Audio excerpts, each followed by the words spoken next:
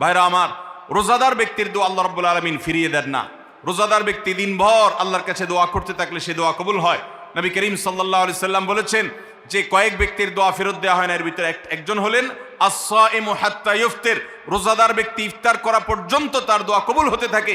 আপনি রোজাদার অবস্থায় দোকানে কাজ করছেন, খেতে খামারে কাজ করছেন, আপনি ব্যবসা প্রতিষ্ঠানে কাজ করছেন, আপনি রাস্তায় হাঁটাচলা করছেন, মা বোনরা বাসা বাড়িতে গৃহস্থলী কাজকর্ম করছেন, এই কাজের ফাঁকে ফাঁকে ওযু নাই, অসুবিধা নেই, এই অবস্থায় আপনি দোয়া করতে থাকেন, রোজাদার অবস্থায় দোয়া কবুল হয়। সারাদিন আপনি মনে মনে আপনার চাওয়াগুলো আল্লাহর কাছে নিবেদন করেন, আল্লাহর সাথে আপনি কথা বলতে থাকেন, কারণ দোয়া কবুলের একটা মোক্ষম সময় হলো রমজান মাসে এই রোজা অবস্থায়, বিশেষ করে ইফতারের আগ মুহূর্তে দোয়া কবুল হয়।